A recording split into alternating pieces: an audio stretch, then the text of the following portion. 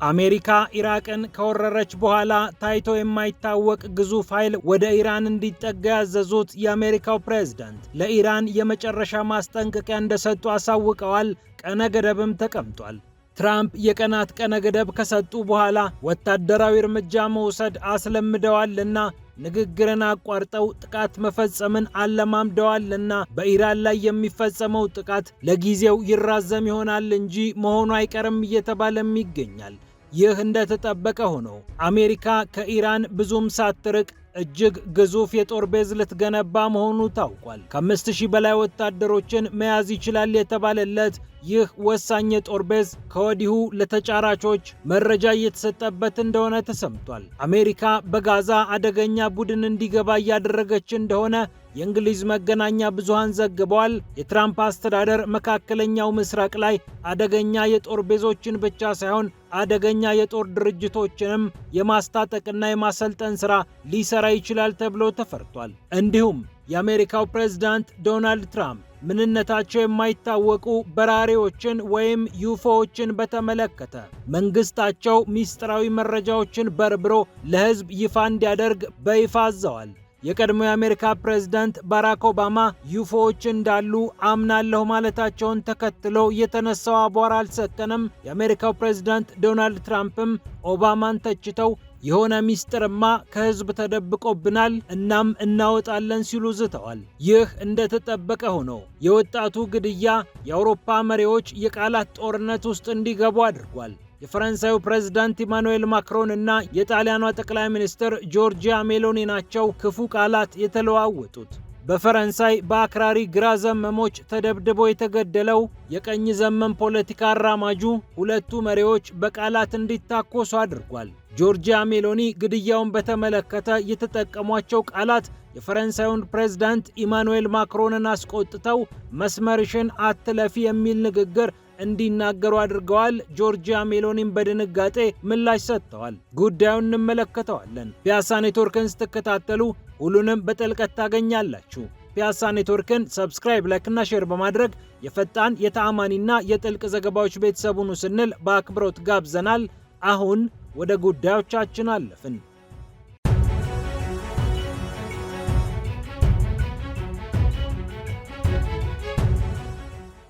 የአሜሪካው ፕሬዝዳንት ዶናልድ ትራምፕ ቀነ ገደብ ሰጥተዋል። ኢራን በ10 ቀናት ውስጥ ስምምነት መፈረም አለባት ሲሉም አረጋግጠዋል። ከኢራኖች ጋር ጥሩ ንግግር ጀምረን ነበር፣ ግን እንደምታውቁት በታሪክ አስቸጋሪ ጊዜያትን አሳልፈናል። አሁንም ኢራን ስምምነት ከማድረግ ውጪ ምርጫ የላትም ያሉት የአሜሪካው ፕሬዝዳንት ወሳኝ እርምጃ ከመውሰዳችን በፊት ኢራን ልትስማማ ይገባል ብለዋል። ስምምነቱን አለመፈረም ከባድ ዋጋ ያስከፍላታል ያሉት እኒሁ ፕሬዝዳንት ኢራን የኒውክሌር የጦር መሳሪያ በፍጹም ሊኖራት አይገባም ሲሉም አውጀዋል። ሁሉንም ነገር በቀጣዮቹ 10 ቀናት እናያለን፣ ውል መፈረም አለባቸው ሲሉም ትራምፕ ሀሳባቸውን አጠቃለዋል። በኦማን አሸማጋይነት በጄኔቫም በኦማንም ሲደረጉ የነበሩ ንግግሮች እስካሁን የተለየ ውጤት ባያመጡም ቢያንስ ጅምራቸው ቀላል እንዳልነበረ ብዙዎች ሲናገሩ ቆይተዋል። የኢራን የውጭ ጉዳይ ሚኒስትር የሆኑትና ይህን ጉዳይ በተመለከተም ወዲህ ወዲያ እያሉ ጉዳዩን ለመፈጸም እየጣሩ ያሉት አባስ አራግቺ ቢያንስ ይህ ንግግር መጀመሩ መልካም እንደሆነ መግለጻቸው የሚታወስ ነው። ኢራን በቀጣዮቹ ቀናት ለአሜሪካ የተሻለ ምክረ ሀሳብ ይዛላት ልትመጣ ትችላለች ቢባልም የአሜሪካ ጦር ግን ከጊዜ ወደ ጊዜ ወደ ኢራን የሚጠጉ በርካታ የጦር መሳሪያዎችን እያሳየ ይገኛል። 2 የጦር ጀቶችን የሚሸከሙ ግዙፍ መርከቦችን ወደ መካከለኛው ምስራቅ ያስጠጋችው ዋሽንግተን 13 እና ከዚያ በላይ የሚሆኑ አደገኛ ተዋጊ መርከቦችንም ወደ ኢራንና አካባቢው እያሰማራች ትገኛለች። ዎል ስትሪት ጆርናል ደግሞ ስለዚህ ወታደራዊ እንቅስቃሴ እንዲህ ይላል። አሜሪካ ኢራቅን ከወረረችበት እንደ አውሮፓውያን አቆጣጠር ከ2003 በኋላ በዚህ መጠን ግዙፍ ኃይል በመካከለኛው ምስራቅ አሰማርታ አታውቅም። በሰኔ ወር የአሜሪካ ቢ2 ስፒሪት ቦምብ ጣይ አውሮፕላኖች የኢራንን የኒውክሌር ጣቢያዎች መደብደባቸውም ይታወቃል። በእርግጥ ከዚያ ቀደም ብሎ እስራኤል የተለያዩ ጥቃቶችን በኢራን ላይ ስትፈጽም መቆየቷ የሚታወስ ነው። ያበለጸኩትን ትርፍ ዩራኒየም ወደ ሌላ ሀገር በተለይም ወደ ሩሲያ ማሻገር እችላለሁ ብላ ለሰላም ቁርጠኛ መሆኗን የገለጸችው ኢራን በጦርነት ረገድም የሚችለኝ የለም ብላ ወታደራዊ ልምምድ እያደረገች እንደምትገኝ ታውቋል። የሆርሙዝ ሰርጥን በከፊል ዘግታ ከባድ ወታደራዊ ልምምድ ያደረገችው ቴህራን አሜሪካ በምትመጣበት የሰላምም የጦርነትን መንገድ ለማስተናገድ ዝግጁ ነኝ ካለች ሰንበትበት ብላለች። የሩሲያው የውጭ ጉዳይ ሚኒስትር ሰርጌይ ላቭሮቭ አሜሪካ በእሳት እየተጫወተች ነው ብለው ለአል አረቢያ መናገራቸውም ከቀናት በፊት የተሰማ ጉዳይ ነው። አሜሪካ የኢራንን ጉዳይ አንድ ጊዜ በጠረጴዛ አንድ ጊዜ በቦምብ እፈተዋለሁ እያለች ባለችበት በዚህ ሰዓት 5000 እና ከዚያ በላይ የሚሆን ግዙፍ ጦር የሚሰማራበትን ልዩ የጦር ቤዝ በደቡብ ጋዛ ለመመስረት እየሰራች መሆኑን ዘጋርዲያን ዘግቧል። ከዶናልድ ትራምፕ የሰላም ቦርድ አገኘሁት ያለውን መረጃ መሰረት አድርጎ ነው ይህንን ዘገባ የሰራው። ይህ ግዙፍ የጦር ቤዝ የአሜሪካን ብቻ ሳይሆን የሌሎች ሀገራትን ወታደሮች እንደሚያሳርፍ እየተጠበቀ ሲሆን 1400 በ1100 ሜትር ላይ ያረፈ እንደሚሆንም ይጠበቃል። 26 ጦር መሳሪያ የተገጠመላቸውን ማማዎችን እንደሚይዝ የሚጠበቅ ሲሆን ምሽጎችን፣ የተለያዩ ማዕከላትንና ማዘዣ ጣቢያዎችንም ይይዛል ተብሏል። በዓለም አቀፍ ደረጃ የተሰማሩ ኩባንያዎች እንዲጫረቱ አሜሪካ ጥረት እንደምታደርግ የታወቀ ሲሆን አንዳንድ ኩባንያዎችም ቦታውን ከወዲሁ መመልከት ጀምረዋል ነው የተባለው። ከ10 ሺህ በላይ የሚሆኑ ፍልስጤማውያን ሕይወታቸው አልፎ በፍርስራሾች ውስጥ ይገኛል የሚሉት የፍልስጤም የመብት ተሟጋቾች በበኩላቸው በደቡብ ጋዛ አሜሪካ ይህን ያህል ግዙፍ የጦር ቤዝ መገንባቷ ኢሞራላዊ ነው ሲሉ ይገልጹታል። ዓለም አቀፍ የመረጋጋት ኃይል ኢንተርናሽናል ስታቢላይዜሽን ፎርስ ISF የተባለ ቡድን አካባቢውን ተቆጣጥሮ ጋዛንና የጋዛን ሰላም እንደሚያስጠብቅ እየተገመተ ባለበት ሰዓት የአሜሪካው ፕሬዝዳንት ዶናልድ ትራምፕ የሰላም ቦርድ መስርተው $7 ቢሊዮን እና ከዚያ በላይ ሰብስበው ጋዛን በተለያየ መንገድ አለማታለሁ፣ እኔ እንደማለማት ማንም አለምቷት አያውቅም እያሉ በሚገኙበት ሰዓት አሜሪካ ይህንን የጦር ቤዝ መመስረቷ በዚህ አካባቢ ለረጅም ጊዜ መቆየት እንደምትፈልግና በሰላም ማስከበር ስም በዓለም አቀፍ ኃይል ስም በዚህ አካባቢ ልትኖር ነው የሚሉ ጥርጣሬዎችን የበለጠ አጉልቷል።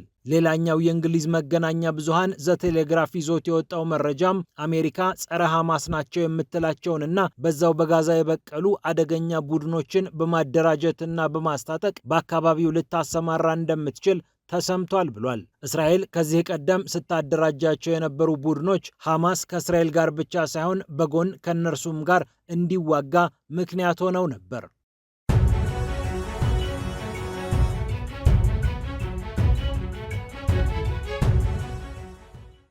የአሜሪካው ፕሬዝዳንት ዶናልድ ትራምፕ አሁንም እያነጋገሩ ይገኛሉ።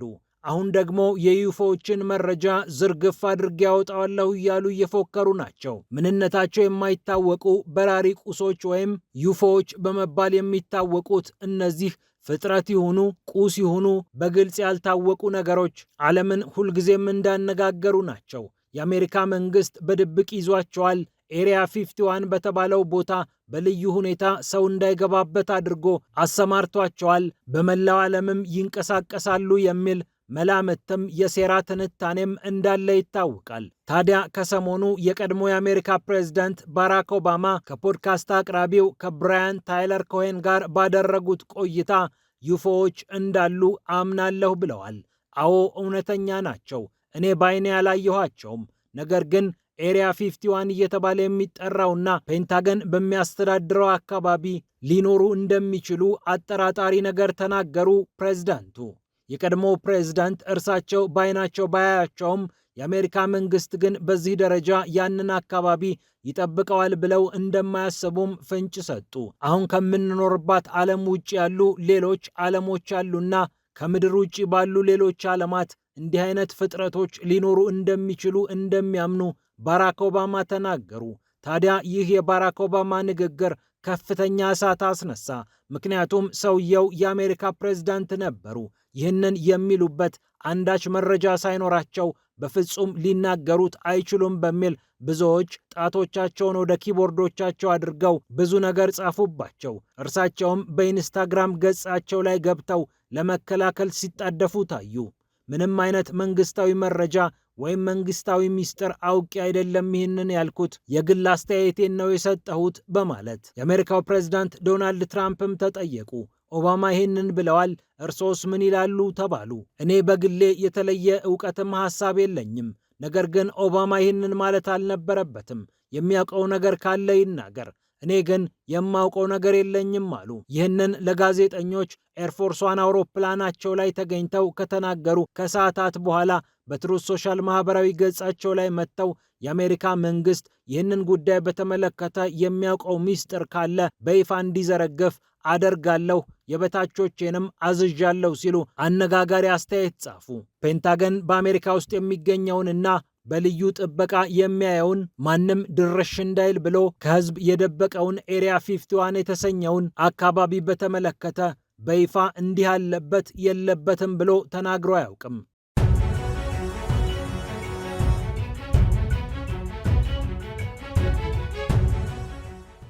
በመጨረሻም የወጣቱ ሞት ሁለቱን መሪዎች የቃላት ጦርነት ውስጥ ከቷቸዋል።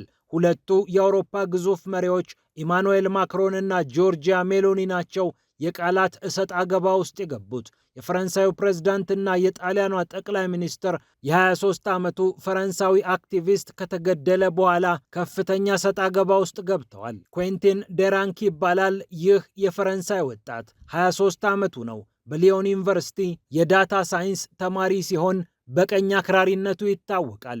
ነባሩንና ጥንታዊውን የፈረንሳይና የአውሮፓ አካሄድ በማክበርም ይታወቃል። ሰልፍ ላይ የነበሩት አክራሪ ግራ ዘመሞች ከእርሱ ጋር አልተግባቡም። መንገድ ላይ አግኝተው ደበደቡት። ከቀናት በፊት ሕይወቱ ያለፈው ኩዌንቲን መነጋገሪያ መሆኑ አልቀረም። የፈረንሳዩ ፕሬዝዳንትም ሌሎች የሀገራት መሪዎችም ሐዘናቸውን ገለጹ። ሐዘናቸውን ከገለጹት መካከል ታዲያ የጣሊያኗ ጠቅላይ ሚኒስትር ጆርጂያ ሜሎኒ ይገኙበታል። ጆርጂያ ሜሎኒ ይህ የአውሮፓ ቁስል ነው፣ አውሮፓ እንደ ቆሰለች እንቆጥረዋለን። በርዕዮተ ዓለም ጥላቻ ምክንያት በርካቶች ተጎድተዋል። ርዕዮተ ዓለማዊ ጥላቻዎች እዚህም እዚያም ከበውናል ሲሉ ጻፉ። ማክሮን ብቅ ብለው ከብስጭት ጋር መልስ ሰጧቸው። ማንም ሰው ሲሞት ደስ አይለውም። እንዲህ አይነት ጥፋቶችን ሁላችንም እናወግዛቸዋለን፣ ምክንያትም አንደረድርላቸውም። ነገር ግን እርሷ በመስመሯ ላይ መገኘት አለባት፣ መስመር አትለፍ ሲሉ አስደንጋጭ ነገር ጻፉ። አንዳንዶች አሉ በራሳቸው ጉዳይ ማንም እንዳይገባባቸው ይፈልጋሉ፣ በሌሎች ሰዎች ላይ አስተያየት ለመስጠት ግን የሚቀድማቸው የለም በማለት ኢማኑኤል ማክሮን ለጆርጂያ ሜሎኒ ሊያውም ከህንድ ኒው ዴልሂ ሆነው ምላሽ ሰጧቸው። ሜሎኒ መልሰው ተናገሩ። በማክሮን አስተያየት በጣም ተደንቄያለሁ። እኔ እኮ ስለ ፈረንሳይ ብቻ አይደለም ያወራሁት፣ በአጠቃላይ በማህበረሰቦቻችን ላይ የሆነ መከፋፈል፣ የሆነ ጥላቻ አለ። ይህ ከጣልቃ ገብነት ጋር አይገናኝም በማለት ከሰሞኑ አዲስ አበባን ረግጠው የነበሩት ጆርጂያ ሜሎኒ ከስካይ ቲጂ24 ጋር በነበራቸው ቆይታ ሐሳባቸውን ገለጹ። የወጣቱን ሞት ተከትሎ ከ11 በላይ የሚሆኑ የግራ ዘመም ፓርቲ ደጋፊዎች ናቸው የተባሉ ወጣቶች በቁጥጥር ስር የዋሉ ሲሆን ፈረንሳይን ለሁለት የከፈለ የፈረንሳይ ፖለቲከኞችን ብቻ ሳይሆን ደጋፊዎቻቸውንም ጭምር ያነታረከ ግድያ ሆኖ ተመዝግቧል። የኩዌንቲን ግድያ። ፒያሳ ኔትወርክን ስትከታተሉ ስለቆያችሁ ክብረት ይስጥልን ብለናል። ፒያሳ ኔትወርክን ሰብስክራይብ፣ ላይክ እና ሼር በማድረግ የፈጣን የተአማኒና የጥልቅ ዘገባዎች ቤተሰብ ሁኑ ስንል በአክብሮት ጋብዘናል። ሰላም ለዓለማችን።